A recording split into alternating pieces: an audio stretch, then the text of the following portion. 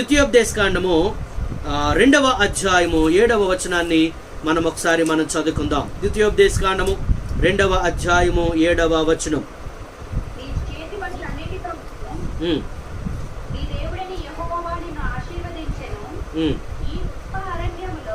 ఈ గొప్ప అరణ్యములో నీవు ఈ 40 సంవత్సరములు సంచరించిన సంగతి ఆయన ఎరుగును. నీ దేవుడైన యెహోవా నీకు తోడై ఉన్నాడు, నీకేమియో తక్కువ కాదు. దేవుడి మాటలను మన వినికిడిలో దీవించునుగాక. ప్రియులారా, ఇశ్రాయేలీలు 40 సంవత్సరాలు గొప్ప అరణ్యములో వారు సంచారం చేశారు. మరి ఐగుప్తు దేశంలో 430 సంవత్సరాలు వారు భయంకరమైన బానిసత్వములో వారు ఉన్నప్పుడు వెట్టి పనులు చేయవలసిన పరిస్థితి, చేయవలసిన దానికంటే అధికముగా మరి కష్టపడవలసిన పరిస్థితి, ప్రయాసపడవలసిన పరిస్థితి. అటువంటి పరిస్థితిలో మరి దేవుడు తన సేవకుడైన మోషేను పంపించి వారిని విడిపించాడు, వారికి తోడుగా ఉన్నాడు, వారిని నడిపించాడు.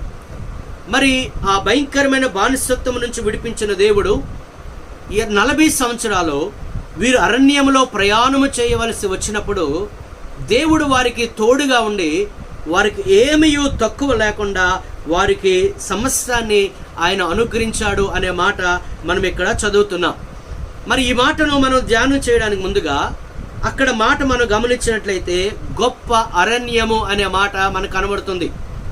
అరణ్యం అని అంటే ఇంగ్లీష్లో విల్డర్నెస్ అంటాం. విల్డర్నెస్, డిజర్ట్కి విల్డర్నెస్కి తేడా ఉంది, ఎడారికి అరణ్యమునకు తేడా ఉంది. మరి ఇక్కడ వ్రాయబడిన మాట ఏంటంటే అరణ్యములో ఎటువంటి పరిస్థితి అంటే అది సరి అయిన దారి ఉండదు. అరణ్యములో అది అగమ్య గోచరమైన పరిస్థితి. అరణ్యం అంటే అది చెప్పాలంటే ఐసోలేటెడ్ ప్లేస్ అన్నమాట. ఐసోలేటెడ్, తరచుగా ఈ కరోనా టైంలో తరచుగా మనం వింటున్న మాట ఏంటంటే ఐసోలేషన్లో ఉండడం. పలానా వారికి ఈ వైరస్ సోకిందట, ఐసోలేషన్లో ఉన్నారు అంటే సమాజానికి దూరముగా, మనుష్యులకు దూరముగా కదా, మనుషుల యొక్క సాధారణ స్థితికి దూరముగా ఐసోలేటెడ్గా ఉండడం. అరణ్యములో ప్రమాదాలు సంభవిస్తాయి, అరణ్యములో క్రూరమృగములు సంచరిస్తాయి, అరణ్యములో క్రూర మృగములు సంచరిస్తాయి. అందుకంటారు చాలాసార్లు అరణ్య రోదన అంటాం. అరణ్య రోదన అంటే అరణ్యములో రోధించడం, అరణ్యములో ఏడవడం. అరణ్య రోదన అంటే ఆ రోదనను, ఆ వేదనను పట్టించుకునే పరిస్థితి ఏమీ ఉండదు. ఒకవేళ అరణ్యములో ఉండి గట్టిగా ఏడిస్తే ఆ ఏడుపు మరలా మనకే వినబడుతుంది కదండి. అరణ్యం ఒక ఏమంటారు సాలిట్యూడ్ ప్లేస్, ఒక సాలిటరీ ప్లేస్, ఒక ఏమంటాం మనుషులు ఎవరు లేని ప్రదేశంలో గట్టిగా అరిస్తే ఏమవుతుంది? మనం అరిచిన కేక మరలా మనకే వినబడతారు. పాయింట్ అర్థమైందా? సో అరణ్య రోదన పరిస్థితి అంటే అరణ్యములో మనం ఏడ్చినా ఎవరు పట్టించుకునే పరిస్థితి ఉండదు. అరణ్యములో ఆదుకునేవారు ఉండరు, అరణ్యములో మనల్ని ఆదరించేవారు ఉండరు, అరణ్యములో మనల్ని పలకరించేవారు ఉండరు, అరణ్యములో నేను అంతా చూసుకుంటానులే అని చెప్పే నాదుడు మనకి ఎవరు ఉండరు. గమనించండి, అటువంటి అరణ్యములో దేవుడు తోడుగా ఉంటే తప్ప దేవుని ప్రజలు సురక్షితముగా ఉండలేరు అన్న సంగతి మనం గమనించాలి. మరి ఈరోజు ప్రతి ఒక్కరి పరిస్థితి ఎలాగుంది? అరణ్యములో ఉన్న పరిస్థితిలాగే మనకుంది కదండి. మరి చుట్టూ భయంకరమైన పరిస్థితి. మరి అటువంటి అరణ్యములో మనము జీవిస్తూ ఉన్నాం. మన బాధ పట్టించుకున్న వారు ఎవరూ లేరు. గత శుక్రవారం నేను చెప్పినట్లు ఒకవేళ ఎవరికైనా ఇటువంటి అనారోగ్యం వస్తే కనీసం వచ్చి ఏదో మనకి ఆహారం పెట్టడానికి కూడా ఎవరికి అవ్వదు. ఎవరు మనల్ని పలకరించే పరిస్థితి ఉండదు. ఫలానా వారికి కరోనా వైరస్ సోకిందంట, ఈ కరోనా వైరస్ సోకిందట అని తెలిసిన వెంటనే కనీసం కుటుంబ సభ్యులు కూడా రాలేని పరిస్థితి కదా. మనము ఆ న్యూస్లో చూస్తున్నాము, తల్లికి కరోనా వైరస్ వచ్చిందని ఆ తల్లిని రోడ్డు మీద విడిచిపెట్టిన పిల్లలు ఉన్నారు. ఎందుకంటే ఆమె దగ్గరికి వెళ్తే మాకు కూడా వస్తుందేమో. చూడండి ఎంత భయంకరమైన పరిస్థితుల్లో ఈరోజు మానవ జాతి అయిపోయిందో గమనించాలి. అయితే మనం నేర్చుకోవలసిన పరిస్థితి ఇటువంటి అరణ్యం లాంటి పరిస్థితులు ఇది మనకు కొత్త, మన తరానికి కొత్త. కానీ ఇంతకు ముందు తరములలో ప్రజలైన వారు ఇటువంటి అరణ్యము లాంటి అనుభవం గుండా ప్రజలు వెళ్ళిన సందర్భాలు ఉన్నాయి. గమనించండి, నేను అరణ్యము గురించి మాట్లాడినప్పుడు కేవలం ఈ కరోనా సిచ్యువేషన్స్ బట్టి, లేకపోతే ఈ కరోనా పరిస్థితుల గురించి నేను మాట్లాడటం లేదు. కొన్నిసార్లు ఈ వాక్యం వింటున్న మీ జీవితము అరణ్యములాగా మీకు అనిపిస్తూ ఉండొచ్చు. ఈ అరణ్యములో మనల్ని ఆదుకునే వారెవరు కనబడకపోవచ్చు. ఈ అరణ్యంలో మనల్ని పలకరించే వారెవరు కనబడకపోవచ్చు. నిన్ను పలకరించి నీతో కొంచెం ఆదరణ మాటలు చెప్పేవారు కూడా కనబడకపోవచ్చు. కొన్నిసార్లు అరణ్యంలో ఆహారం ఉండదు. అరణ్యంలో దాహం వేస్తే సరైన నీరు తాగడానికి నీరు దొరకదు. ఒకవేళ ఏదైనా సంపాదించుకుంటామంటే అదంతా అరణ్యము కనుక అంతగా ఏమీ వారు సంపాదించుకొని తినే పరిస్థితి కూడా ఉండదు పిల్లారా. ఇటువంటి పరిస్థితుల్లో దేవుని ప్రజలు ఉన్నప్పుడు దేవుడు వారికి తోడుగా ఉన్నాడు. ఈ సంగతి జాగ్రత్తగా గమనించాలి. ప్రియ దేవుని పిల్లలారా, మనకున్న నిరీక్షణ ఏంటి? ఇటువంటి భయంకరమైన పరిస్థితుల్లో, భయం కలిగిస్తున్న పరిస్థితుల్లో, ఎక్కడికైనా వెళ్ళాలంటే భయం, ఎవరితోనైనా మాట్లాడాలంటే భయం, ఎక్కడికైనా వెళ్ళి కొద్దిసేపు కూర్చోవాలంటే భయం కదా. ఇటువంటి భయంకరమైన భయం కొలిపే ఈ అరణ్యం లాంటి పరిస్థితుల్లో దేవుడు ఇశ్రాయేలీయులను నడిపించాడు. 2 విషయాలు అక్కడ ఉన్నాయి. ఒకటి, ఇది గొప్ప అరణ్యము. 2, 40 సంవత్సరాలు. ఈ అరణ్యంలో ఎన్ని సంవత్సరాలు? 40 సంవత్సరాలు. ఈ కరోనా వైరస్ వచ్చి మనకి మహా అయితే ఒక 4 నెలల నుండి మనం ఇబ్బంది పడుతూ ఉండొచ్చు. కానీ ఈ అరణ్యము లాంటి పరిస్థితులు 40 సంవత్సరాలండి. ఒకసారి ఆలోచన చేయండి. 40 సంవత్సరాలు. ఈ వాక్యం వింటున్న మీలో కొంతమందికి 40 సంవత్సరాల వయసు కూడా ఉండకపోవచ్చు. కానీ 40 సంవత్సరములు ఇశ్రాయేలీయులు అరణ్యములో వారు ప్రయాణం చేయవలసి వచ్చింది. అయితే ఒక విషయం మనం గమనించాలి. అది అరణ్యమైనా మన దేవుడు ఎంత గొప్ప దేవుడు అంటే, అరణ్యములో సైతము కార్యములు చేయగలిగిన శక్తి కలిగిన దేవుడు. మీరు బైబిల్ గ్రంథాన్ని మీరు పరిశీలిస్తే, హాగరుని తన కుమారుడైన ఇష్మాయేలుని దేవుడు ఎక్కడ దర్శించాడు? అరణ్యములో దర్శించాడు. అబ్రహాము కొంచెం నీళ్ళు ఇచ్చి, ఒక నీళ్ల బుడ్డి ఇచ్చి హాగరుని తన చిన్న బిడ్డను అరణ్యంలోనికి పంపించేశాడు. ఆమె అరణ్య రోదన చేస్తూ అటు ఇటు తిరుగులాడుతూ ఉంది. ఒకసారి చూద్దాం 21వ అధ్యాయం 14వ వచనం. ఆదికాండము 21వ అధ్యాయము 14వ వచనం ఒకసారి మనం చదువుకుందాం. కాబట్టి తెల్లవారినప్పుడు అబ్రహాము లేచి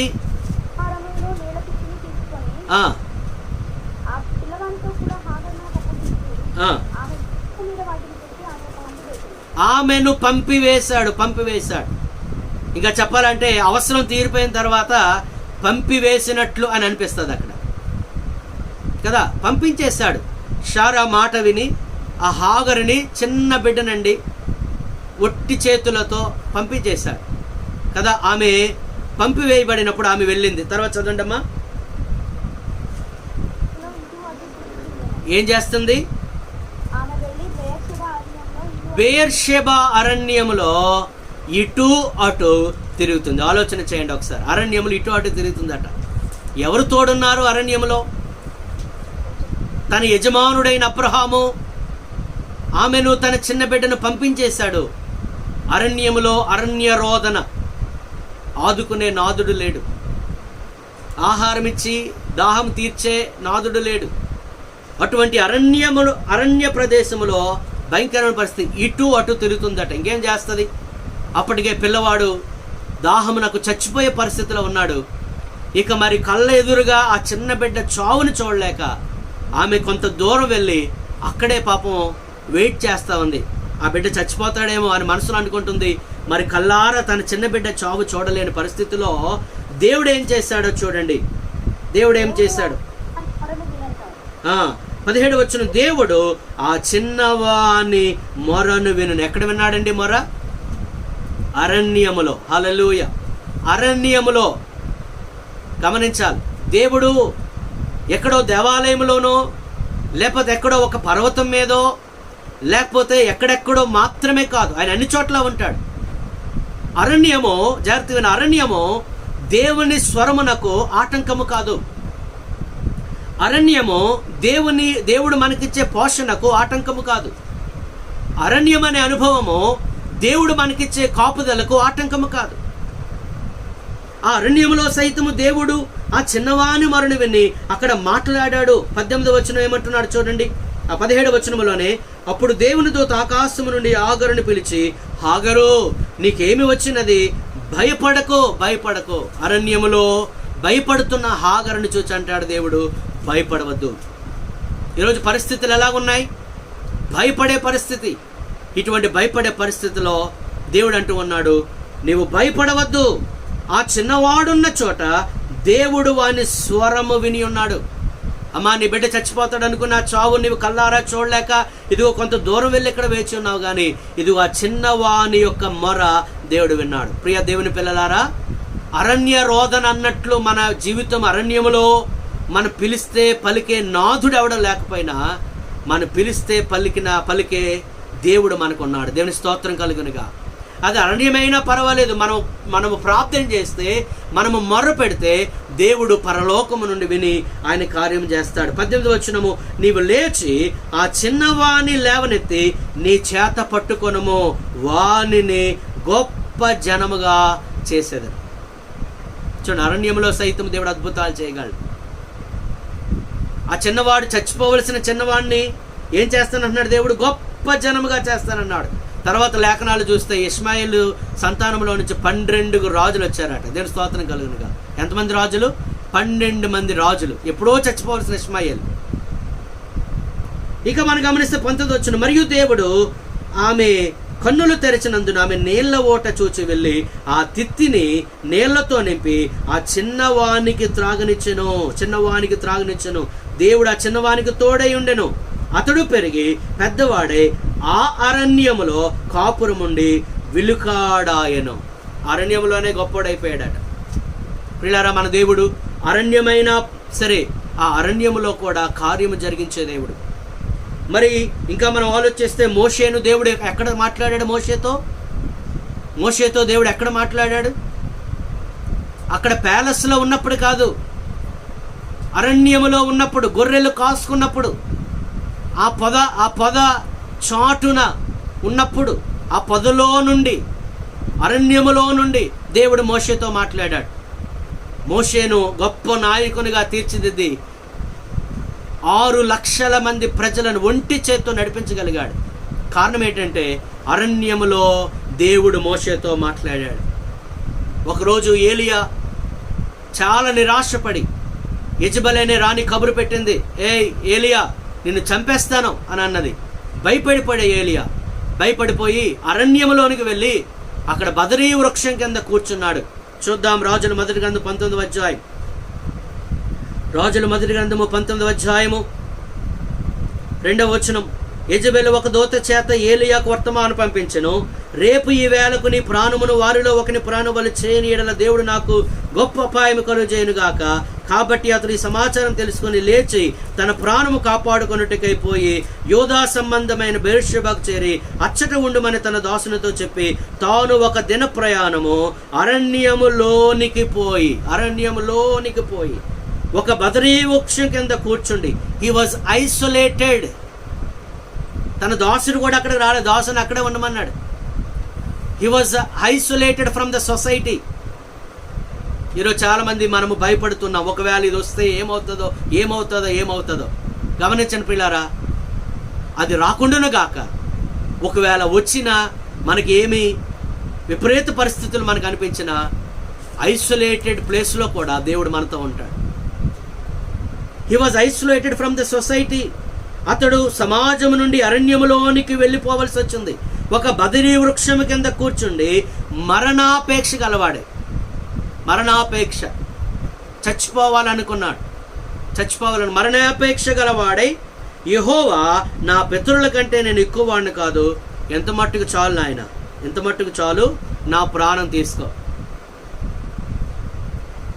నేను బ్రతికిన బతుకు చాలు, ఇక నా ప్రాణం తీసుకో అని ప్రార్థించినప్పుడు చాలాసార్లు మనం కూడా అలాగే ప్రార్థన చేస్తాం. ప్రభా, మరి ఇక ఉండలేను నాయన, మరి నేను బ్రతకలేను ప్రభా, బ్రతికి ఏం చేయాలి ప్రభా కదా. కొన్నిసార్లు అలాంటి ప్రార్థన చేస్తాం. ఇంత మట్టుకు చాలు, నా ప్రాణం తీసేసుకున్నాయంటే దేవుడు ఏం చేశాడు? ఎంత మటుకు చాలు నా ప్రాణం తీసుకుని ప్రార్థన చేశాను. 5వ వచనం, అతను బదరీ వృక్షం కింద పరుండి నిద్రించుచుండగా ఒక దేవదూత వచ్చి అతను ముట్టి నీవు లేచి భోజనము చేయమని చెప్పాను. అతడు చూచినంతలో అతని తల దగ్గర నిప్పుల మీద కాల్చబడిన అప్పమును నీళ్ల బుడ్డియు కనబడెను గనుక అతడు భోజనము చేసి తిరిగి పరుండెను. అయితే యెహోవా దూత 2వ మారు వచ్చి అతను ముట్టి నీ శక్తికి మించిన ప్రయాణము నీకు సిద్ధమై ఉన్నది, నీవు లేచి భోజనము చేయమని చెప్పినప్పుడు అతడు లేచి భోజనము చేసి ఆ భోజనపు బలము చేత 40 రాత్రింబగలు ప్రయాణం చేసి దేవుని పర్వతమును పేరు పెట్టబడిన హోరేబునకు వచ్చాడు. ఎక్కడి నుండి? అరణ్యము నుండి. ఎక్కడికి వెళ్ళాడు? పర్వతానికి వెళ్ళాడు. ఎప్పుడో నా పని అయిపోద్ది అనుకున్నవాడు ఈరోజు మనుషులు ఎలా బ్రతుకుతున్నారంటే ఎప్పుడేమవుతుందో అన్న భయం, ఆందోళన, ఒక రకమైన డిప్రెషన్ కదా. కానీ గమనించాలి, అరణ్యములో సహితము దేవుడు తన కార్యాలను చేయగలడు. 3 సందర్భాలు చూసాం. 1 హాగరు, 2 మోషే, 3 ఏలియా. ఈ 3 పరిస్థితులు కూడా అరణ్యములో ఉన్నప్పుడే దేవుడు తన కార్యాలు జరిగించినట్లు మనం చూస్తూ ఉన్నాం. ప్రియ దేవుని పిల్లలారా, ఒకవేళ మీ జీవితం ఒక అరణ్య రోధనలాగా ఉందేమో, అరణ్యములాగా ఉందేమో, కానీ భయపడక, దిగులు చెందక, అరణ్యములో సైతము నా దేవుడు తోడుగా ఉన్నాడు, అరణ్యములో సైతం ఆయన నాతో మాట్లాడతాడు, అరణ్యములో సైతము నాకు ఆయన భోజనం పెడతాడు, అరణ్యములో సైతము నాకు ఆయన దాహము తీరుస్తాడు, అరణ్యములో సైతము నాకు తోడుగా ఉండి నడిపిస్తాడు అని నమ్మకం మనకు కలిగి ఉన్నట్లు ప్రియులారా, మనము ప్రశాంతముగా ఈ జీవితాన్ని మనము జీవించవచ్చు. అరణ్యము అనే మాట బైబిల్ గ్రంథంలో సుమారుగా 300 సార్లు రాయబడింది. ఒకరు ఎవరైనా బైబిల్ నోట్స్ రాసుకోవాలనుకున్నా రాసుకోవచ్చు. అరణ్యము, ద విల్డర్నెస్ అనే మాట 300 సార్లు బైబిల్ గ్రంథంలో రాయబడి ఉంది. మరి ఇటువంటి అరణ్యము వంటి పరిస్థితులలో దేవుడు ఇశ్రాయేలీయులను నడిపించాడు. అక్కడికి వెళ్దాము. ద్వితీయోపదేశకాండము 2వ అధ్యాయము 7వ వచనాన్ని మనము చదువుకున్నాము. దాన్ని కొద్ది నిమిషాలు నేను వివరించాలని నేను కోరుకుంటూ ఉన్నాను. 2 మాటలు ఈరోజు చెప్పాలనుకుంటున్నాను. మరలా అదొకసారి చదువుకుందాం. 2వ అధ్యాయం 7వ వచనములో, ఈ గొప్ప అరణ్యములో నీవు ఈ 40 సంవత్సరములు సంచరించిన ఈ గొప్ప అరణ్యములో నీవు ఈ 40 సంవత్సరములు సంచరించిన సంగతి ఆయన ఎరుగును. నీ దేవుడైన యెహోవా నీకు తోడై ఉన్నాడు, నీకేమియో తక్కువ కాదు. అరణ్యములో దేవుడు మనకు తోడుగా ఉంటాడు, నెంబర్ 1. 2, అరణ్యములో కూడా దేవుడు మనకు తక్కువ లేకుండా మనకు సమృద్ధినిస్తాడు. నమ్మిన వారు దేవుని స్తోత్రం చెప్పండి. ఓకే, నమ్ముట నీ వల్ల అయితే నమ్మవానికి సమస్తము సహజం. నమ్మిన వారు మరొకసారి దేవుని స్తోత్రం చెప్పండి. అరణ్యము లాంటి పరిస్థితుల్లో కూడా దేవుడు నీకు తోడుగా ఉంటాడు. 2, దేవుడు నీకు తక్కువ లేకుండా ఆయన సమృద్ధిని అనుగ్రహిస్తాడు. సో మొదటిది మనం జ్ఞాపకం చేసుకున్నట్లయితే, దేవుడు అరణ్యములో ఏకంగా 40 సంవత్సరాలండి. ఆలోచన చేయండి. 1 సంవత్సరం కాదు, 2 సంవత్సరాలు కాదు, 40 సంవత్సరాలు. ప్రతిరోజు, ఒక్కరోజు కూడా దేవుడు వారిని విడిచిపెట్టాడని లేదు. మరో మాట చెప్పమంటారా? కొన్నిసార్లు వీరే దేవునికి వ్యతిరేకంగా బ్రతికారు, వీరే దేవుని మాట వినలేదు, వీరే దేవుని మాటను శంకించారు, వీరే దేవుడు ఏ నాయకునైతే ఏర్పాటు చేశాడో ఆ నాయకుని మీద సనిగా, వీరే దేవునికి కోపం పుట్టించే సంగతులు, పనులు వారు చేశారు. ఇశ్రాయేలీయులే దేవుణ్ణి మాటి మాటికి శోధించారు, మాటి మాటికి ఏడ్పించారు, మాటి మాటికి దుఃఖపరిచారు. కానీ దేవుడు మాత్రము ఏమీ తక్కువ చేయలేదండి. చూడండి, ఆ మాట అది సత్యమైనది. ఏమీ తక్కువ కాకుండా వారిని ఆయన సమస్తాన్నిచ్చాడు. మొదటిగా గమనిస్తే, అరణ్యములో దేవుడు వారికి తోడుగా ఉన్నాడు. నెంబర్ 1, నీ పరిస్థితి ఏదైనా దేవుడు నీకు తోడుగా ఉన్నాడు అన్న సంగతి నీవు మర్చిపోవద్దు. మరలా, అరణ్యం అంటే అగమ్య గోచరమైన పరిస్థితి. అరణ్యం అంటే ఎటు వెళ్ళాలో తెలియని పరిస్థితి, దారి కనబడని పరిస్థితి. ఒక్కొక్క అడుగు వేస్తే కానీ దారి మనకి ఏర్పడదు, అటువంటి పరిస్థితి. చీకటిలో ఏమవుతుందో తెలియదు, ప్రమాదాలు సంభవించే పరిస్థితి, ఐసోలేటెడ్ ప్లేస్. ఆదుకునేవారు ఉండరు, ఆదరించేవారు ఉండరు. ఇప్పుడు అంటున్నాడు, అటువంటి అరణ్యంలో నేను మీకు తోడుగా ఉంటాను. మనకి లేఖనాలు మనం గమనించినట్లయితే ఆది నుండి ప్రియులారా దేవుడు తన ప్రజలకు తోడుగా ఉన్నాడు. అబ్రహాము, ఇస్సాకు, యాకోబు, యోసేపులకు దేవుడు తోడుగా ఉన్నాడు. అబ్రహాం తనడు, ఇదిగో నేను తోడుగా ఉంటాను, నువ్వు అడుగుపెట్టు ప్రతి స్థలాన్ని నేను నీకు ఇస్తాను, నేను చూపించు దేశానికి నువ్వు వెళ్ళు, నేను నీకు తోడుగా ఉంటాను, ఇదిగో ఆకాశ నక్షత్రాలంతా సంతానంగా నీ సంతానాన్ని విస్తరిస్తాను, ఇసుక రేణువులంతా విస్తారముగా నీ సంతానాన్ని విస్తరిస్తాను, ఇదిగో అబ్రహామా నేను నీకు తోడుగా ఉంటానని చెప్పి అబ్రహామును దేవుడు పిలుచుకొని అబ్రహాముని ఎన్నడూ విడిచిపెట్టకుండా అబ్రహాముకు దేవుడు తోడుగా ఉన్నాడు. అంది అబ్రహాము విశ్వాసులకు తండ్రిగా పిలువబడ్డాడు. అలాగే అబ్రహాము కుమారుడైన ఇస్సాకుకు కూడా దేవుడు తోడుగా ఉన్నాడు. ఇస్సాకు కూడా దేవుడు తోడుగా ఉన్నాడు. ఆ మాట మనం గమనిద్దాం. 26వ అధ్యాయము, ఆదికాండం 26వ అధ్యాయము. మీరు కొన్ని మాటలు జాగ్రత్తగా వింటే ఈరోజు ఈ మాటల వల్ల మీరు దీవించబడతారని, ప్రోత్సహించబడతారని నేను అనుకుంటున్నాను. దేవుడిచ్చిన సందేశాన్ని మేము ముందుంచడానికి ఇష్టపడుతున్నాం. 26వ అధ్యాయంలో మొదటి వచనం చూద్దాం. అబ్రహాము దినములలో వచ్చిన మొదటి కరువు గాక మరి యొక్క కరువు ఆ దేశములో వచ్చెను. 3వ వచనము, ఈ దేశమందు పరవాసివై ఉండుము, నేను నీకు తోడయుండి నిన్ను ఆశీర్వదించేదను. ఏ దేశంలో అయితే ఇస్సాకు ఉన్నాడో ఆ దేశంలో ఏముందండి? కరువు ఉంది. ఆ దేశంలో కరువు ఉంది. గమనించాలి. కానీ ఆ కరువులో దేవుడు ఇస్సాకుకి తోడుగా ఉన్నాడు. ఒకవేళ ఈ మాట వింటున్న మీ జీవితాల్లో కూడా కొంచెం కొరత, కొంచెం కొదువ, కొంచెం ఇబ్బంది, కొంచెం కష్టం అనిపిస్తుందేమో మీ లైఫ్. కానీ ఇస్సాకు ఉన్న దేశంలో కరువు ఉంది. ఆ కరువులో దేవుడు ఇస్సాకు తోడుగా ఉన్నాడు. 12వ వచనం ఒకసారి చూద్దామా. ఇస్సాకు ఆ దేశమందున్న వాడై విత్తనము వేసి ఆ సంవత్సరము 100 ఫలము పొందెను. హల్లెలూయా. ఎప్పుడండి విత్తనం వేశాడు? అసలే కరువులో ఎవడైనా విత్తనం వేస్తాడా? ఆ విత్తనం ఉంటే కొన్ని రోజులు బతకొచ్చని అనిపిస్తుంది.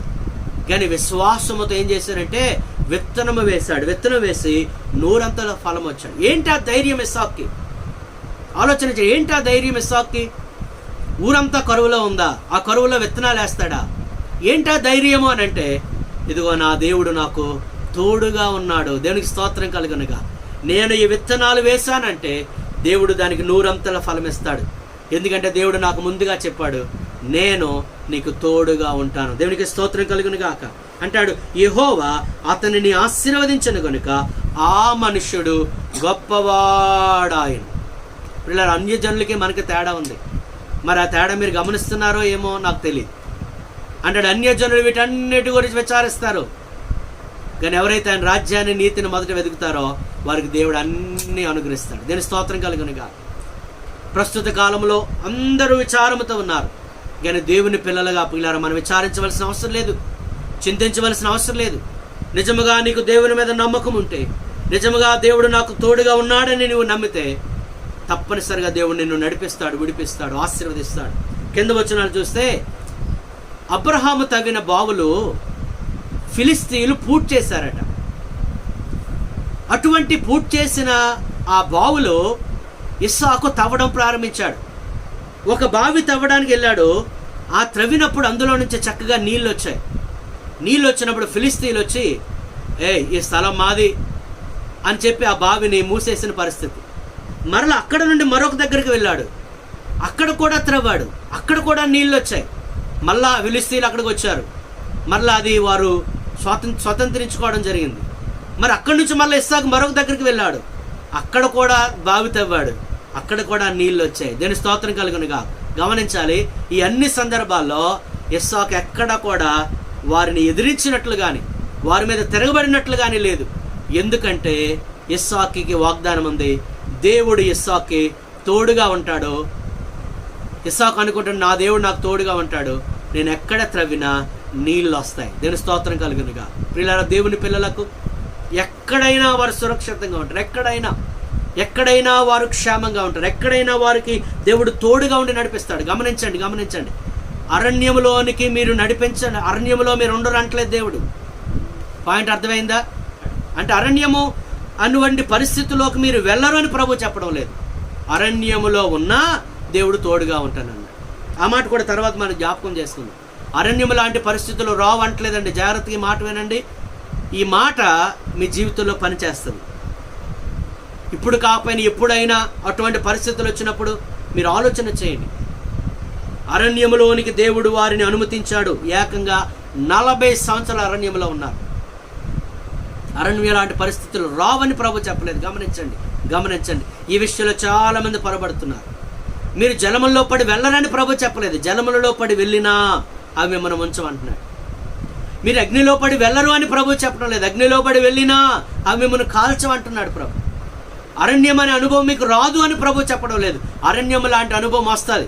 మరి అరణ్యములోనే దేవుని కార్యాలు మనం చూడగలం. దేవుని స్తోత్రం కలుగునుగా. గమనించాలి. అటువంటి పరిస్థితులు వచ్చినప్పుడు ఇశ్రాయేలు ఒకసారి అంటారు, గత శుక్రవారం నేను చెప్పినట్లు, ముందు ఎర్ర సముద్రము, వెనక ఫరో సైన్యము వారిని తరుముతా ఉన్నారు. ఆ టైంలో ఇశ్రాయేలు అంటారు, మేము వెనక్కి వెళ్ళిపోతేనే బాగుంటుంది, మమ్మల్ని ఎందుకు ఎక్కడ తీసుకొచ్చావు అని మోషే మీద అంటారు. వెనక్కి వెళ్ళిపోతే ఏం జరుగుతుందో తెలుసు. మరి అటువంటి బానిసత్వంలో వారు మొరపెడితేనే కదా దేవుడు విడిపించాడు. వారి బాధను చూసే కదా దేవుడు విడిపించాడు. వారు అంటారు, వెనక్కి వెళ్ళిపోతున్న బాగుంటుంది, ఇక్కడ చంపడానికి తీసుకొచ్చావా మోషే? ఎంత బుద్ధిహీనులండి. ఒకవేళ ఆలోచన చేయండి, అలాగే అనుకొని వారు వెనక్కి వెళ్ళిపోతే ఏమవును? ఆ ఫరో సైన్యం కింద వారు చచ్చిపోదురు. ఇంకా చెప్పాలంటే దేవుడు అద్భుతాలు ఎలాగ ఉంటాయో వారికి అసలు రుచి తెలిసినదే కాదు. ఆలోచన చేస్తున్నారా? మన్నా ఆహారం అంటే ఏంటో వారికి తెలిసింది. దేవుడు ఎలా పోషిస్తాడో వారికి తెలిసింది. దేవుడు ఎలా కాపాడుతాడో వారికి తెలిసింది. పిల్లలు గమనించండి, అరణ్యం లాంటి పరిస్థితుల్లో మనం దేవుని యొక్క గొప్పతనాన్ని మనం గమనించగలం. అందుకంటున్నాను కదా, అరణ్యంలోనే హాగరుకు తెలిసింది దేవుడు ఎంత గొప్ప దేవుడు. చిన్న బిడ్డ ఇష్మాయిల్కి తెలిసింది దేవుడు ఎంత గొప్ప దేవుడు. అరణ్యంలోనే తెలిసింది మోషేకి, నాలాంటి వాడిని కూడా దేవుడు నాయకునిగా ఏర్పరచుకుంటాడని. అరణ్యంలోనే తెలిసింది ఏలియాకు, ఇదిగో ఈ అరణ్యంలో కూడా దేవుడు నాకు ఆహారం ఇచ్చి శక్తికి మించిన ప్రయాణం నేను చేయగలిగిన శక్తిని దేవుడు ఇస్తాడని. హల్లెలూయా. అరణ్యం లాంటి పరిస్థితులు వస్తాయి. అయితే దేవుడు అరణ్యములో కూడా మనకు తోడుగా ఉంటాడు. అంచేత ఇస్సాకుకి నమ్మకం ఉంది, నేను ఎక్కడికి వెళ్ళినా దేవుడు నాకు తోడుగా ఉంటాడు, నేను ఎక్కడ త్రవ్వినా అక్కడ నీళ్ళు వస్తాయి అనే నమ్మకం. నీకుందా ఆ నమ్మకం? నిరాశతో కూడిన మాటలు మాట్లాడుతున్నావా? నిరీక్షణ లేని మాటలు మాట్లాడుతున్నావా? జీవితం అంటే విరక్తితో కూడిన మాటలు మాట్లాడుతున్నావా? ఒక డిప్రెషన్లోకి వెళ్ళిన ఒక వ్యక్తి వల్ల నువ్వు మాట్లాడుతున్నావా? దేవుని పిల్లలారా, అరణ్యము లాంటి అనుభవం వచ్చిందని భయపడవలసిన అవసరం లేదు. అరణ్యం లాంటి అనుభవాలు వస్తాయి. అటువంటి గొప్ప గొప్ప భక్తులే అరణ్యం గుండా వెళ్ళవలసి వచ్చింది. అయితే దేవుడు విడిచిపెట్టాడా? దేవుడు విడిచిపెట్టలేదు. హల్లెలూయా. ఇస్సాకు తర్వాత యాకోబు కూడా దేవుడు తోడుగా ఉన్నాడు. వెళ్ళు, ప్రతి స్థలం నేను ఇస్తానన్నాడు. యాకోబుకి దీవిస్తానన్నాడు, ఆశీర్వదిస్తానన్నాడు. యాకోబు తోడుగా ఉన్నాడు. ఆ మాట కూడా చదువుకుందామా? 28వ కీర్తన, 28వ అధ్యాయము, ఆదికాండం 28వ అధ్యాయము 13వ వచనం. మరియు యెహోవా దానికి పైగా నిలిచి, నేను నీ తండ్రి అయిన అబ్రహాము దేవుడను, ఇస్సాకు దేవుడని యెహోవాను, నీవు పండుకొని ఉన్న ఈ భూమిని నీకును నీ సంతానమునకును ఇచ్చెదను. 15వ వచనము. ఇదిగో నేను నీకు తోడయుండి నీవు వెళ్ళు ప్రతి స్థలమందు నిన్ను కాపాడుచు ఈ దేశమునకు నిన్ను మరలా రప్పించెదను. నేను నీతో చెప్పినది నెరవేర్చే వరకు నిన్ను విడువను. అక్కడ ఎవరెవరు ఉన్నారండి? అక్కడ యాకోబుతో దేవుడు మాట్లాడినప్పుడు ఎంతమంది జనాలు ఉన్నారు? తన కుటుంబ సభ్యులందరూ అక్కడ ఉన్నారా? తన అన్నదమ్ములు, బంధువులు, స్నేహితులు అందరూ ఉన్నారా? ఎంతమంది ఉన్నారు అక్కడ? హల్లెలూయా. ఒక్కడే. కానీ దేవుడు అంటాడు, నేను నీకు తోడుగా ఉంటానయ్యా, నేను నిన్ను విడువను. ప్రియ దేవుని పిల్లలారా, కొన్నిసార్లు ఒంటరిగా ఉన్నామేమో అనిపిస్తుందా? కొన్నిసార్లు మేము ఒంటరితనంలో ఉన్నామని అనిపిస్తుందా? దేవుడు నీకు తోడుగా ఉన్నాడు. యాకోబుకు దేవుడు తోడుగా ఉండి నడిపించి బహుగా ఆశీర్వదించాడు. తర్వాత యోసేపు. ఆలోచించండి, అబ్రహాము, ఇస్సాకు, యాకోబు, యోసేపు. 39వ అధ్యాయము 2వ వచనం. 39వ అధ్యాయం 2వ వచనము. యెహోవా యోసేపునకు తోడై ఉండెను గనుక అతడు వర్ధిల్లుచు తన యజమానుడగు ఆ ఐగుప్తీయుని ఎంట ఉండెను. 3వ వచనము. యెహోవా అతనికి తోడై ఉండెననియు అతడు చేసినదంతా అతని చేతిలో యెహోవా సఫలం చేసిననియు అతని యజమానుడు చూచినప్పుడు యోసేపు మీద అతని కటాక్షము కలిగిన కనుక అతనికి పరిచర్య చేయువాడాయను. మరియు అతడు తన ఇంటి మీద విచారణకర్తగా అతన్ని నియమించి తను కలిగినదంతయు అతని చేతికి అప్పగించిన. 21వ వచనము, అయితే యెహోవా యోసేపునకు తోడి ఉండి అతని యందు కనికరపడి అతని మీద చెరసాల యొక్క అధిపతికి కటాక్షము కలుగునట్లు చేసెను. అలాగే 41వ అధ్యాయం 44వ వచనము, 43, 44 వచనాలు, తన 2వ రథం మీద అతనికి ఎక్కించెను. అతను ఎక్కించినప్పుడు వందనం చేయడని అతని ముందర జనులు కేకలు వేసిరి. అట్లు ఐగుప్తు దేశం అంతటి మీద అతన్ని నియమించాను. ఐగుప్తు దేశం అంతటి మీద. అసలు ఐగుప్తు దేశానికి ఎంట్రన్స్ ఎలాగా మనోడు యోసేపు ఎలాగా అందులో ప్రవేశించాడు ఐగుప్తులోనికి? ఒక బానిసగా, ఒక ఇంట్లో పని చేయవలసి వచ్చి, అమ్మబడిన ఒక దాసునిగా ఇతను కొనుక్కున్నారండి. యోసేపుని కొనుక్కొని ఇంట్లో పెట్టుకోవాల్సి వచ్చింది. అటువంటి పరిస్థితిలో ఉన్న యోసేపు ఇప్పుడు ఐగుప్తు దేశం మీద నాయకుడైపోయాడు. ఎంత గొప్ప నాయకుడు అయ్యాడంటే 44 వచనము, మరియు ఫరో యోసేపుతో, ఫరోను నేనే అయినను నీ సెలవు లేకుండా ఐగుప్తు దేశం అంతటను ఏ మనుష్యుడు తన చేతినైనను కాలినైనను ఎత్తకూడదని ఆజ్ఞాపించాడు. ఎత్తకూడదని చెప్పాను. హల్లెలూయా. ఫరో తర్వాత నాయకుడు ఎవరు అంటే యోసేపే. అక్కడ ఎంత గొప్ప అనుభవమో, ఎంత గొప్ప స్థితి అండి. యోసేపు తెలియకుండా ఎవడో కాళ్ళు చేయి ఎత్తకూడదట. ఎలాగెళ్ళాడు ఆ దేశానికి? ఒక బానిసగా వెళ్ళాడు. ఆలోచన చేయండి, ఎవరెవరు ఉన్నారు అతనితో? తండ్రి యోసేపుని చాలా ఎక్కువ ప్రేమించాడు. అందుకే వాళ్ళ అన్నయ్యల కన్నా యోసేపుకి ఒక మంచి విచిత్రపు టంగి కుట్టించి ఇచ్చాడు. అటువంటి ప్రేమించిన తండ్రి యోసేపుకి దగ్గరలో ఉన్నాడా? యోసేపు దగ్గర ఉన్నాడా? అన్నలు యోసేపు దగ్గర ఉన్నారా? లేరు. కానీ దేవుడు యోసేపుకు తోడుగా ఉన్నాడు.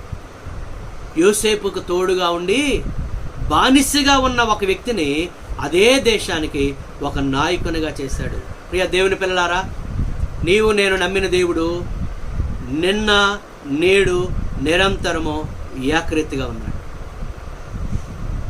చాలామంది ఈ టైంలో అంటారు దేవుడు ఉన్నాడా అని అంటారు. దేవుడు ఉన్నాడు. మరొక మాట చెప్పాలంటే దేవుని స్వభావంలో ఏమీ మార్పు లేదు. ఆయన అప్పుడు ఎలా ఉన్నాడో ఇప్పుడు అలాగే ఉన్నాడు. అప్పుడు తన ప్రజలకు భక్తులకు తోడుగా ఉండి ఎలా నడిపించాడో ఇప్పుడు తన భక్తులకు తన ప్రజలకు తోడుగా ఉండి నడిపిస్తున్నాడు. అది అరణ్యము లాంటి పరిస్థితి అయినా, అది ఎడారి లాంటి పరిస్థితి అయినా, అది లోయల వంటి పరిస్థితి అయినా, అది గుహల వంటి పరిస్థితి అయినా, అది గాఢాంధకారపు లోయ అయినా దేవుడు తోడుగా ఉన్నాడు. దావీదుకి ఏంటి ధైర్యం? అంత గొప్ప ధైర్యం ఏంటి దావీదుకి? రాజేమో గొలియాతును చూసి పోరాడలేకుండా విరమించుకుంటాడా? ఇశ్రాయేలీలు కూడా ఎవరు కూడా ముందుకు రారా గొలియాతుతో యుద్ధం చేయడానికి?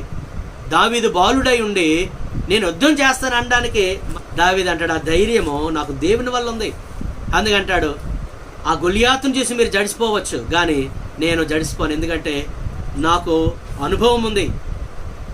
సింహపు నోట నుండి దేవుడు నా గొర్రె పిల్లను తప్పించుకోవడానికి దేవుడు నాకు తోడుగా ఉండి విడిపించాడు. ఎలుగుబంటి నుండి దేవుడిని రక్షించాడు, సింహము నుండి రక్షించాడు.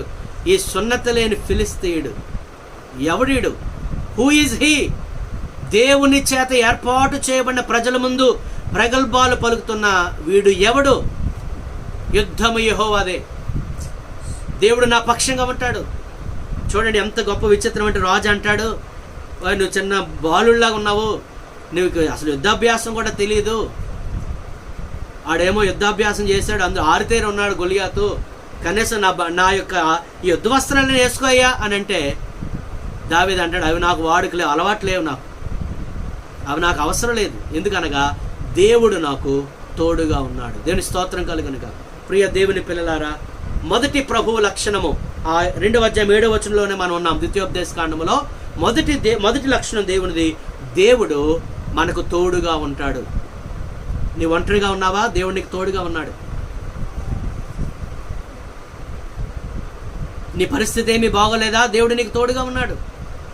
అరణ్యం లాంటి పరిస్థితి గుండా వెళ్తున్నావా? దేవుడు నీకు తోడుగా ఉన్నాడు. 41వ అధ్యాయం యెషయా గ్రంథంలో అంటాడు, భయపడకము, నేను నీకు తోడుగా ఉన్నాను, నేను నిన్ను ఏర్పరచుకున్నాను, దిగులు పడవద్దు, జడియవద్దు అంటాడు. 43వ అధ్యాయం 2వ వచనం అంటాడు, మీరు జలముల్లో పడి వెళ్ళినప్పుడు అవి ముంచవు, మీరు అగ్నిలో పడి వెళ్ళినప్పుడు అవి మిమ్మల్ని కాల్చవని దేవుడు చెప్తున్నాడు. గమనించాలి. షడ్రకు మేషకు అబ్దెనగోలు అంటారు, ఇదిగో మా దేవుడు ఈ అగ్నిగుండము నుండి మమ్మల్ని రక్షించుటకు మాకు సమర్థుడు, ఒకవేళ ఆయన రక్షించకపోయినా మేము విగ్రహమునకు మాత్రం మొక్కమంటారు. అంటే వారి ఉద్దేశం, వారికి ఏంటా ధైర్యము అని అంటే, అగ్నిగుండములో దేవుడు మాకు తోడుగా ఉంటాడు. ఎవరికైనా ప్రార్థన చేశారంటే, ఎవరైనా ప్రార్థన చేశారంటే 30 రోజుల వరకు ఎవరైనా ప్రార్థన చేస్తే సింహాల బోన్లో వేసేస్తాం అని చెప్తే, దానియేలు ప్రార్థన మానేలేదు, ప్రార్థన చేశాడు. యెరూషలేము వైపు కిటికీలు తెరిచి మరి ప్రార్థన చేసి, ఏంటా ధైర్యము దానియేలుకి? దానియేలు కూడా ఆ దేశం ఎలాగ వెళ్ళాడు? చెరపట్టబడి వెళ్ళాడు ఆ దేశానికి. దేశం కాని దేశం, చెరపట్టబడి వెళ్ళాడు. దేశం కాని దేశంలో ఆ ధైర్యం ఏంటి దానియేలుకి? దానియేలుకి ధైర్యం ఉంది ఏంటంటే, నేను సింహాల బోనులోకి వెళ్ళిన ఆ సింహముల బోనులో దేవుడు నాకు తోడుగా ఉంటాడు. హల్లెలూయా. ప్రియ దేవుని పిల్లలారా, మొదటి విషయాన్ని మనం ధ్యానం చేస్తున్నాము. ఇది మీ అందరికీ, మనందరికీ అవసరమైన మాట అని నేను అనుకుంటూ ఉన్నాను. దేవుడు మనకు తోడుగా ఉన్నాడు. అందరూ ఒకసారి మీ పక్కన ఉన్న వారికి చెప్పండి, దేవుడు మనకు తోడుగా ఉన్నాడు. దేవుడు మనల్ని విడిచిపెట్టలేదు, దేవుడు మనల్ని మరిచిపోలేదు, దేవుడు మనకు తోడుగా ఉన్నాడు. ఇశ్రాయేలీలకు 40 సంవత్సరాలు వారు అరణ్యంలో ఉన్నప్పుడు దేవుడు తోడు. ఆలోచన చేయండి, 40 సంవత్సరాలు, ఒకరోజు కాదు, 2 రోజులు కాదు, ప్రతిరోజు ఆహారం ఇచ్చి వారిని పోషించాడు, వారిని సంరక్షించాడు. 2వ మాటలోనికి వెళ్తే, ద్వితీయోపదేశకాండం 2వ అధ్యాయం 7వ వచనంలోనే 2వ మాట, 1 తన ప్రజలకు దేవుడు తోడుగా ఉండి నడిపిస్తాడు. రెండవది గమనిస్తే, నీ దేవుడని యెహోవా నీకు తోడై ఉన్నాడు. 2వది, నీకేమియో తక్కువ కాదు. 1 తోడుగా ఉండే దేవుడు, 2 తక్కువ చేయకుండా సమృద్ధినిచ్చే దేవుడు. నమ్మిన వారు దేవుని స్తోత్రం చెప్పండి. నమ్మితేనే దేవుని స్తోత్రం చెప్పండి, నమ్మకపోతే వద్దు. ప్రభా నన్ను నమ్మితే మీరు దేవుని మహిమ చూస్తారు. తోడుగా ఉండే దేవుడు, తక్కువ కాకుండా సమృద్ధినిచ్చే దేవుడు.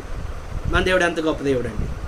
అక్కడ మాట చదివితేనే చాలా ఆశ్చర్యమైన, 40 సంవత్సరాలు ఏమీ తక్కువ లేకుండా, దాని గురించి కూడా మనం ఆలోచన చేద్దాం. ప్రస్తుత కాలంలో మన జీవితం ఎలాగుంటుంది, భవిష్యత్తు ఎలాగుంటుంది, మన పిల్లల పరిస్థితి ఏంటి, మన కుటుంబ పరిస్థితి ఏంటి, మన మనుగడ ఎలా సాగుతుంది, మన పోషణ ఎలాగా అని ఒకవేళ అనుకునే పరిస్థితులు మనలో చాలామందికి ఉండొచ్చు. అందుకే ప్రభు ఈరోజు మనతో మాట్లాడుతున్నాడు. తన ప్రజలకు ఏమీ తక్కువ కాకుండా ఆయన చూసుకుంటాడు, అందులో డౌటే లేదు. ఫిలిప్పీ పత్రిక 4వ అధ్యాయము 19వ వచనం. ఫిలిప్పీ పత్రిక 4వ అధ్యాయం 19వ వచనం. కాగా దేవుడు తన ఐశ్వర్యము చొప్పున క్రీస్తు యేసునందు మహిమలో మీ ప్రతి అవసరతను ఆయన తీర్చుతాడు. ఇది ఎవరికి చేశాడు దేవుడు వాగ్దానము? ఎవరికి చేశారండి వాగ్దానం? తన ప్రజలకి. హల్లెలూయా. తన ప్రజలు ఎవరు? దేవుని పిల్లలు. అందుకే భక్తుడు అంటాడు, నేను చిన్నప్పటి నుంచి ఇప్పుడు వరకు చూస్తున్నాను, ముసలోడిని అయిపోయాను, చిన్నప్పటి నుంచి చూస్తున్నాను, నీతిమంతుల సంతానము భిక్షమెత్తుకొనుట నేను చూడలేదు అంటాడు. దేవునికి స్తోత్రం చెప్పండి. హల్లెలూయా. భిక్షమెత్తుకునే పరిస్థితి ఎవరికి రాదు, అడుక్కునే పరిస్థితి, కరెక్ట్ చెప్పాలంటే అడుక్కునే పరిస్థితి ఎవరికి రాదు అంటాడు. మీ క్రీస్తు తన ఐశ్వర్యం చొప్పున మీ ప్రతి అవసరత తీరుస్తాడు. దేవుని ఐశ్వర్యం ఏంటి అసలు? దేవునిది ఏంటి? తన ఐశ్వర్యం, దేవుని ఐశ్వర్యం. ఆయన ఐశ్వర్యం ఏముంది అంటాడు, భూమి నాది, ఆకాశము నాది, ఆకాశం నా సింహాసనం, భూమి నా పాదపీఠం, ఈ సృష్టి అంతా నాది, సృజించిన వాడిని నేను. అసలు ఆలోచించండి, బయటికి వెళ్ళి ఆకాశాన్ని చూస్తే అంత పెద్ద ఆకాశం, ఆకాశం ఎంత పెద్దది ఉంటే ఆకాశాన్ని సృజించిన దేవుడు ఎంత గొప్ప దేవుడు కదండి. అటువంటి గొప్ప దేవుడు వీరిని పోషించాడు. ఈ సృష్టి అంతా నాది, మీకు ఏం కావాలంటే నేను సృష్టిని ఆజ్ఞాపిస్తే చాలు, అది మీకు తెచ్చిపెడతాయి. దాని గురించి కూడా ఆలోచన చేద్దాం. జార్జ్ ముల్లర్ అనే ఒక గొప్ప దైవజనుడు అతని దగ్గర ఏమి ఉండేది కాదట, జార్జ్ ముల్లర్ అనే దైవజనుడు. కానీ అతడు 10,000 మంది అనాథలను పోషించాడట. 10,000 మంది అనాథలను. అతను కూడా ధైర్యం ఏంటో తెలుసా? దేవుడు ప్రతి అవసరత తీరుస్తాడు, ఆయన నాకు సమృద్ధిని ఇస్తాడు.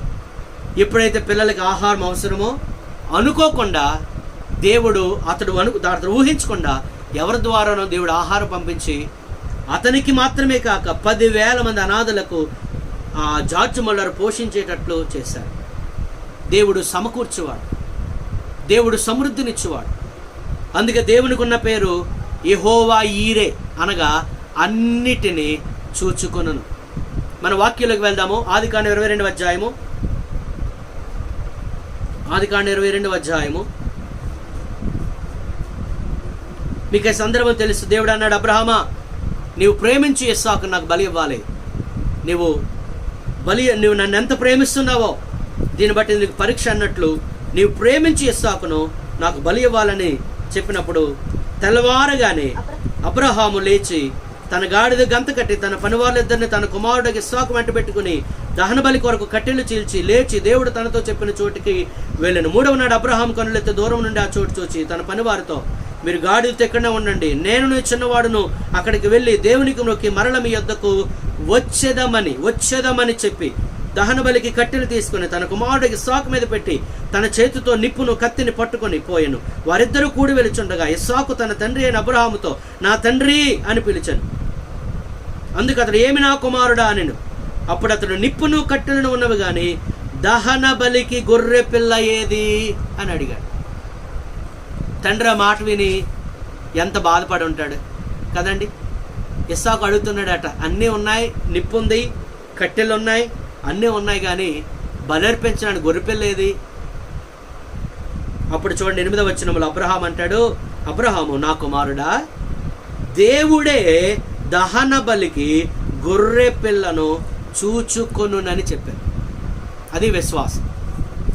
దేవుడే చూచుకుంటాడు. పాస్టర్ గారండి చేతిలో చెల్లి అవ్వలేదండి అని మీరు అనొచ్చు. అప్పుడు మీకు మీరు చెప్పుకోవాలి. ఏమని చెప్పుకోవాలి చెప్పండి? చెప్తున్నారా లేదా? ఏమని చెప్పుకోవాలి? ఎవరైనా ఒకరు చెప్పండి, ముందుకెళ్దాం. పాస్టర్ గారండి, వెరీ గుడ్. యెహోవా ఈరే, ఆయనే చూచుకుంటాడు. ఆయనకి తెలుసు గొర్రె పిల్ల అవసరమో కాదో దేవునికి తెలుసు. తర్వాత మనం ముందుకు వెళ్ళిన 14 వచనం ఒకసారి చూస్తే 13వ వచనము, అప్పుడు అబ్రహాము కన్నులెత్తి చూడగా పొదలో కొమ్ములు తగులుకొని ఉన్న ఒక పొట్టేలు వెనుక తట్టున కనబడెను. అబ్రహాము వెళ్ళి ఆ పొట్టేలును పట్టుకొని ఆ కుమారునికి మారుగా పెట్టి దహన బలిగా అర్పించాడు. నిజానికి ఇస్సాకుని బలి తీసుకోవడానికి దేవుడు అడగలేదండి. అక్కడ మీరు చూస్తే ఆ సంగతులు జరిగిన తర్వాత 22 అధ్యాయం మొదటి వచనం, ఆ సంగతులు జరిగిన తర్వాత దేవుడు అబ్రహామును పరిశోధించను. అబ్రహాం ఊరికనే విశ్వాసులకు తండ్రి అవ్వలేదు. అబ్రహాము తన జీవితంలో అనేక పరీక్షలు రాశాడు. దేవుడు పరీక్షించాడు తన విశ్వాసాన్ని. ఈ పరీక్షలు అబ్రహాం విజయం సాధించాడు. దేవుడు అన్నాడు, ఇదిగో నేను చెప్పినట్టు నువ్వు నీ కుమారుని తీసుకొచ్చావు కనుక నీవు ఇందు నిమిత్తం నాకు తెలుస్తుంది నువ్వు దేవునికి భయపడవాడవని. అయితే దహన బలి అర్పించాలి కదా. బలి అర్పించడానికి వెళ్ళాడు కనుక అర్పించకుండా తిరిగి రాకూడదు కదా. అక్కడ అర్పించాలంటే ఒక గొర్రె కావాలి లేదా పొట్టేలు కావాలి. 8వ వచనం ముందే చెప్పాడు అబ్రహాం విశ్వాసంతో. ఏమని చెప్పాడు?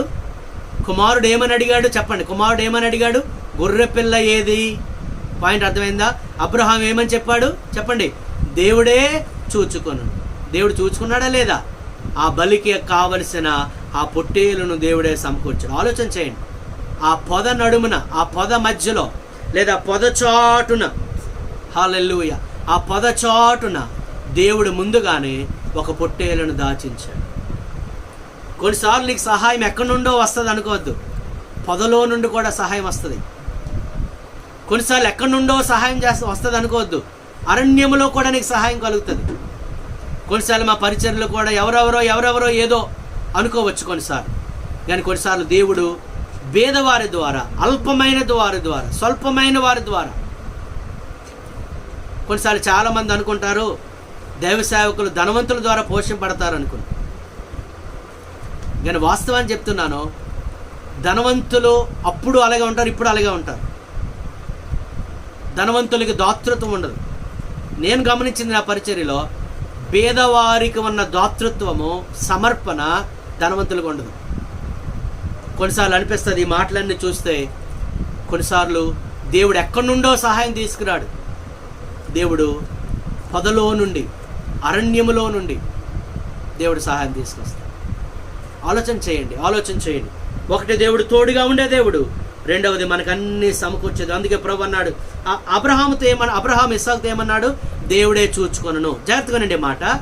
ఈ మాట ఆ చిన్నవాని హృదయంలో బాగా నాటుకుపోయింది.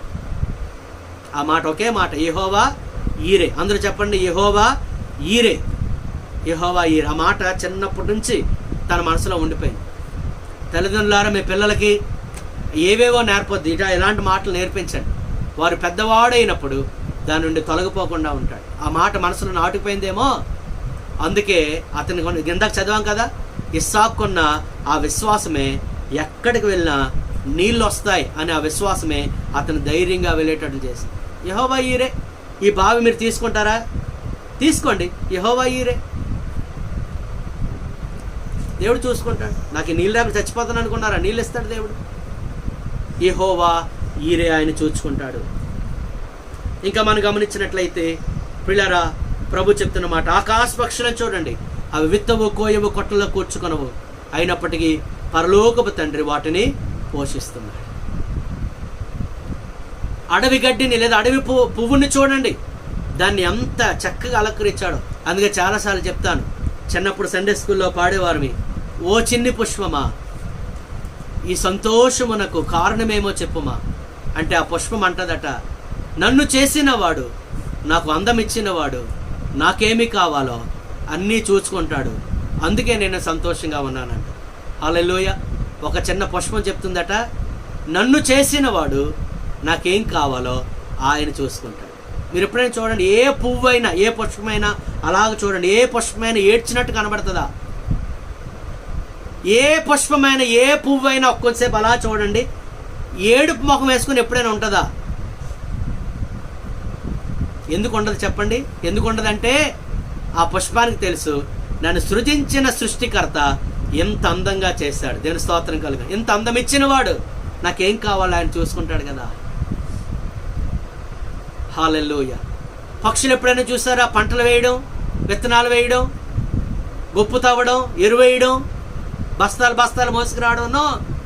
అందుకే ప్రభు అంటాడు, ఆకాశ పక్షులను చూడండి, అవి విత్తవు, కోయవు, కొట్లలో కూర్చుకొని పరలోక తండ్రి వాటి పోషిస్తున్నాడు అని చెప్తూ ప్రభు చెప్పిన మాట, యేసు ప్రభు చెప్పిన మాట, మీరు వాటికంటే శ్రేష్ఠులు కాదా? ఒకరు వాటికంటే గొప్పలు కాదంటే చింతిస్తూ కూర్చోండి. మేము పక్షుల కంటే గొప్పలం కాదు, జంతువుల కంటే గొప్పలం కాదంటే చింతిస్తూ కూర్చోండి. ప్రభు చెప్పిన మాట, నేను చెప్పిన మాట కాదు. మీరు వాటికంటే శ్రేష్ఠులు కాదా? ఎందుకు అలా చింతిస్తూ ఉంటారు? ఎందుకు అలా విచారిస్తూ ఉంటారు?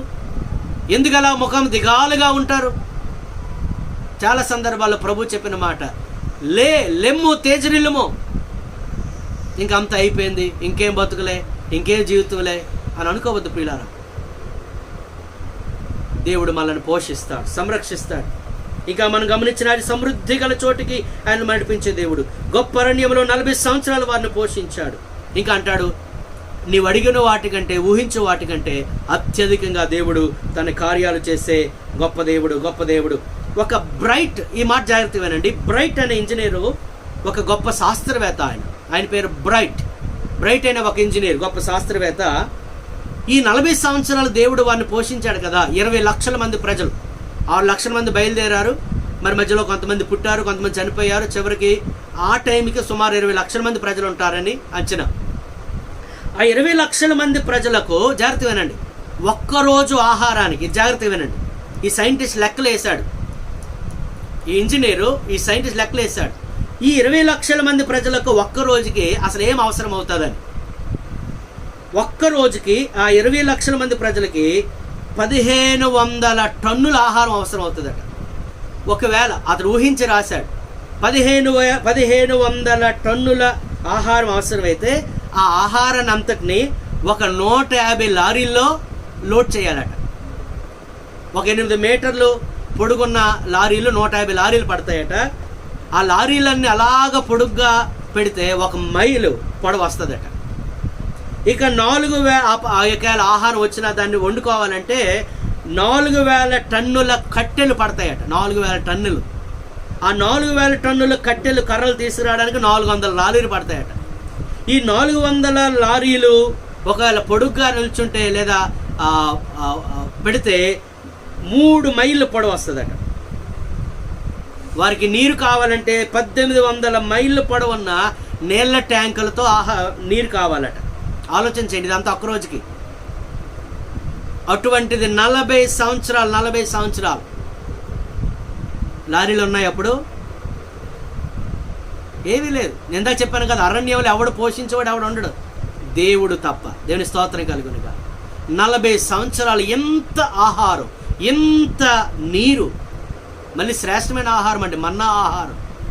మన్ను కాదు, మన్నా ఆహారం, శ్రేష్టమైన ఆహారం.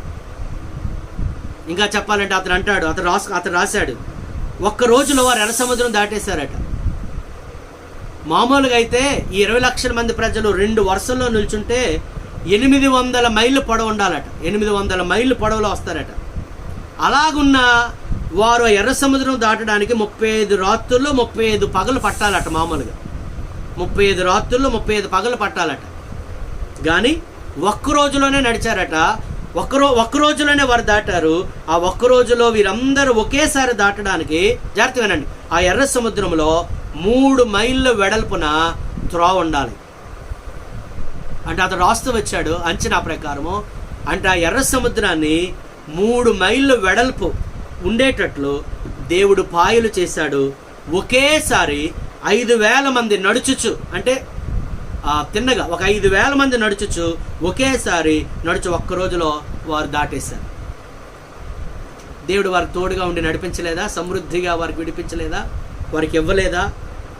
ఇంకా అంటాడు ఆయన, ఆ అరణ్య ప్రదేశంలో ఒక్క చోట వారు విడిదిగా ఉండాలంటే 750 చదరపు మైళ్ళ స్థలం కావాలట. ఒక చోట అలా ఉండాలంటే 750 చదరపు మైళ్ళ స్థలం కావాలి వాళ్ళందరికీ. ఆలోచించండి, ఇది ఒక మనిషి వల్ల అవుతుందా? ఒక మనిషి ఏమైనా చేయగలడా? ఒక కోటీశ్వరుడు, ఒక ధనవంతుడు ఇలా పోషించగలడా? 20 లక్షల మంది ప్రజలను 40 సంవత్సరాలు ఎంత సమృద్ధిని ఆహారంతో పోషించగలడా? మీకు ఎందుకు ఈ మాటలు చెప్తున్నానంటే, ఇశ్రాయేలీయులను పోషించిన దేవుడు నిన్ను నన్ను ఆయన పోషిస్తాడు. దేవుని స్తోత్రం కలుగును. మన ఇప్పుడు ఆయన విడిచిపెట్టడండి. ఒకటి, ఆయన తోడుగా ఉండే దేవుడు. 2, మనకు సమకూర్చే దేవుడు. యెహోవా ఈరే. మీరు ఎప్పుడైనా ఏదైనా లేదు అని మీ భార్య అందనుకోండి, ఏమండి బియ్యం అయిపోయింది అన్నాయి అనుకోండి, మీరేం చెప్పాలా? చెప్పండి, యెహోవా ఈరే. అలాగని డబ్బులున్నా కొనుక్కొని తీసుకురాకుండా యెహోవా ఈరే అనకండి. యెహోవా అన్నిటికీ యెహోవా డబ్బులున్నా కొనకుండా, డబ్బులు ఉండకుండా ఉన్నా దాచుకొని అలాగొండగా యెహోవా ఈరే అనకండి. లేనప్పుడన్నా యెహోవా ఈరే అని ప్రార్థన చేయండి, దేవుడు కార్యం చేస్తాడు. దేవుని స్తోత్రం కలుగునుగా. హల్లెలూయా. భర్త అనేది అన్నారు అనుకోండి, అంటున్నానండి యెహోవా ఈరే. అది అలవాటు చేసుకోవాలి, ఆయన చూసుకుంటాడు. క్షామకాలంలో దేవుడు మనకేమీ తక్కువ కాకుండా పోషిస్తాడు. ఏలియాను కాకుల ద్వారా దేవుడు పోషించాడు. కాకులు ఎవరికి పెట్టవు, పీక్కు తింటాయి. అంతేనా? కాకులు మామూలుగా పొడిచి తింటాయి. కాకులు దొంగతనం చేసి సంపాదిస్తాయి కదా, అంతేనా? అటువంటి కాకులకు సైతం దేవుడు ఆజ్ఞాపించి చాలా అద్భుతమైన భోజనం పెట్టాడు ఏలియాకు. అందుకే ఒక ఆయన అంటాడు, ఏలియాకు పెట్టిన భోజనం ఏమనుకుంటారు? మిలిటరీ ఫుడ్ అట. మిలిటరీ ఫుడ్, మాంసము రొట్టె, అంటే మన భాషలో చపాతి, మాంసము చపాతి. సూపర్ అనమాట. ఉదయం సాయంకాలం. ఏ టైంలో? ఊరంతా కరువు, ఏలియా గారికి మంచి శ్రేష్టమైన ఆహారం. ఇలా చెప్పుకుని పోతే చాలా విషయాలండి. ఏలియా ఒకరోజు అలసిపోయి, ఇందాక చెప్పాను కదా, బదరే వృక్షం కింద కూర్చుంటే దేవుడు తన దూతను పంపించి నీటిని, అప్పాన్ని, ఫ్రెష్ ఫుడ్, కాల్చిన అప్పం అన్నాడు. ఫ్రెష్ ఫుడ్ అనమాట దేవుడిచ్చి నడిపించాడు. ఎలీషా కాలంలో ఒక ప్రవక్త చనిపోతే, తన భార్య పిల్లలు విడిచిపెట్టబడితే అప్పుల వారు వచ్చేసి పిల్లల్ని బానిసలుగా పంపించేస్తామన్న సందర్భంలో ఎలీషా వచ్చి అంటాడు, నా వల్ల మీకు ఏం కావాలంటే, అయ్యా ఇది పరిస్థితి అంటే, అప్పుడు ఎలీషా అంటాడు, మీకున్న ఖాళీ నూనె కుండలన్నీ తీసుకురండి. అప్పుడు తీసుకుని వచ్చినప్పుడు ఎలీషా చేసిన ద్వారా జరిగిన గొప్ప అద్భుతము, ఆ ఖాళీ నూనె కొండల్లో చాలా అద్భుతమైన రీతిలో నూనె నింపబడింది. ఆ నూనె అమ్మగా వచ్చిన డబ్బు ద్వారా వారి అప్పులన్నీ తీర్చబడ్డాయి. దేవుడు ఎలాగైనా కార్యాలు చేస్తాడండి. మనకు కావాల్సిందల్లా ఏంటంటే, ఇశ్రాయేలుకు దేవుడు తోడుగా ఉన్నాడు, నాకు తోడుగా ఉంటాడు. దేవుని స్తోత్రం కలుగునుగా. మరలా అరణ్యములో 3 దినములు ప్రభువు మాట వింటూ కూర్చుండిపోయారు. ఎక్కడ? అరణ్యములో 3 రోజులు దేవుని మాటలు వింటూ కూర్చుండిపోయారు. ఆహారం లేదు. ఆ పరిస్థితిలో ప్రభు అన్నాడు, ఇదిగో వీరికి ఆహారం పెట్టండి అంటే, వాళ్ళంటే వీళ్ళందరికీ ఎంత పెడతాం ప్రభా, వీళ్ళందరికీ ఒకవేళ బయటికి వెళ్ళి తీసేస్తే సరిపోతుందా? ఆ సమయంలో 5,000 మందికి 5 రొట్టెలు 2 చేపలు ఆయన పంచి సమృద్ధిగా ఆహారం ఇచ్చారు. అది అరణ్యమే. ప్రియ దేవుని పిల్లలారా, ఒకవేళ మీ పరిస్థితి లేదా మన పరిస్థితి అరణ్యంలాగా అనిపించవచ్చు. ఆనాడు దేవుని ప్రజలుగా పిలువబడే ఇశ్రాయేలీయులను 1 దేవుడు తోడుగా ఉన్నాడు, 2 వారికి ఏమి తక్కువ కాకుండా సమృద్ధినిచ్చిన దేవుడు. ఈరోజు మనందరికీ ఉన్న పేరేంటి? విశ్వాసులు. దేవుని చేత పిలువబడిన ప్రజలు, మనం దేవుని చేత ఏర్పాటు చేయబడిన ప్రజలు. ఎవరి దగ్గర చేయి చాపవలసిన అవసరం లేదు. ఇశ్రాయేలీయులను పోషించిన దేవుడు, సంరక్షించిన దేవుడు, కాపాడిన దేవుడు, సమృద్ధినిచ్చిన దేవుడు. అక్కడ అద్భుతంగా రాయబడింది, 40 సంవత్సరాలట వారి బట్టలు పాతగిలలేదు, వారి చెప్పులు అరిగిపోలేదు. ఇవన్నీ స్టోరీయా, హిస్టరీయా? ఇవన్నీ కథలు కాదు, ఇవన్నీ జరిగిన సంగతులు. ఆనాటి నుండి ఈనాటి వరకు అదే దేవుడు, ఆయన మారిపోలేదు. తన ప్రజలను ఆయన కాపాడుతూ వచ్చాడు. హల్లెలూయా. ప్రియ సహోదరి సహోదరుడా, ఒకవేళ నువ్వు ఏ పరిస్థితిని బట్టి, నేను జస్ట్ ఈ కరోనా టైం గురించి మాత్రం మాట్లాడటం లేదు, ఒకరి ఆఫీసులో కలిగిన సంఘటనలు, లేకపోతే నీ పనిచేస్తున్న స్థలంలో జరిగిన సంఘటనలు, లేదా నీ కుటుంబంలో జరుగుతున్న భయంకరమైన పరిస్థితులు, నువ్వు ఎదుర్కొంటున్న సమస్యలు, లేదా భవిష్యత్తు గురించి ఆలోచిస్తున్నప్పుడు నీకు కలిగే ఒత్తిడి, అది ఏ పరిస్థితి అయినా ఈరోజు దేవుడు 2 విషయాలు చెప్తున్నాడు. అది అరణ్యమైన దేవుడు నీకు తోడుగా ఉంటాడు, నెంబర్ 1. రెండవది, అది అరణ్యమైనా సరే దేవుడు నీకు సర్వసమృద్ధిని అనుగ్రహిస్తాడు. అటువంటి కృప దేవుడు మనందరికి అనుగ్రహించునుగాక. తల వంచుదాం, కళ్ళు మూసుకుందాం. మీ 2 చేతులు పైకెత్తి దేవుని సన్నిధిలో మీరు కుటుంబంగా కూడుకుంటే ఒకరు చేయి ఒకరు పట్టుకొని ప్రార్థన చేద్దాం. ప్రభువా, ఈ వాక్యాన్ని చులకనగా తీసుకోవద్దు. ఈ వాక్యము నేను కాలక్షేపానికి చెప్పడం కాదు, మీరు వినడము కాదు. ఈ వాక్యము దేవుని వాక్యం. ఇది నమ్మితేనే దేవుడు మీ జీవితంలో కార్యాలు చేస్తాడు. నమ్మితేనే దేవుని మహిమ చూస్తాం. నమ్మువానికి సమస్తము సాధ్యమని ప్రభు చెప్పాడు. అబ్రహాము, ఇస్సాకు, యాకోబు, యోసేపులకు తోడుగా ఉండి వారిని వర్ధిల్ల చేసిన దేవుడు. గొలియాతు లాంటి భయంకరమైన శత్రువును ఎదిరించడానికి, శత్రువుపై జయం పొందడానికి సహాయం చేసిన గొప్ప దేవుడు. ఓ అరణ్యంలో 40 సంవత్సరాలు ఆలోచించండి పిల్లారు. 40 సంవత్సరాలు ఎవ్రీడే, ప్రతిరోజు దేవుడు వారికి పోషించాడు. విడిచిపెట్టలేదు. 2 విషయాలు. 1, నీకు తోడుగా ఉండి నడిపించేవాడు. 2, నీకు తక్కువ చేయకుండా సర్వసమృద్ధిని అనుగ్రహించేవాడు. నీ జీవితంలో ఏదైనా కొరతగా ఉందా? ఒక మాట చెప్పు, యెహోవా ఈరే. అమలారా, ఇలారా, ప్రియ దేవుని పిల్లలారా, ప్రియ సహోదరి సహోదరుడా, ఒకవేళ ఆన్లైన్లో నువ్వు వాక్యం వింటూ ఉన్నావు, నీతోనే దేవుడు స్పష్టంగా మాట్లాడాడు. నీ జీవితంలో పరిస్థితులు బాగోలేదా? నీ కుటుంబంలో పరిస్థితులు బాగోలేదా? నీ యొక్క శరీరపు పరిస్థితి బాగోలేదా? దిగులు చెందవద్దు. దేవుడు నిన్ను విడిచిపెట్టలేదమ్మా. ఆయన నీకు తోడుగా ఉన్నాడు. అది అరణ్యమైన, ఎడారైన, అది దేవునికి అడ్డేమీ కాదండి. ఇది సమస్తాన్ని సృజించిన దేవుడు. ఆయన మీద నమ్మకం పెట్టుకుంటా నువ్వు ప్రార్థన చేయి, అంతే. ఆయన సహాయం చేస్తాడు.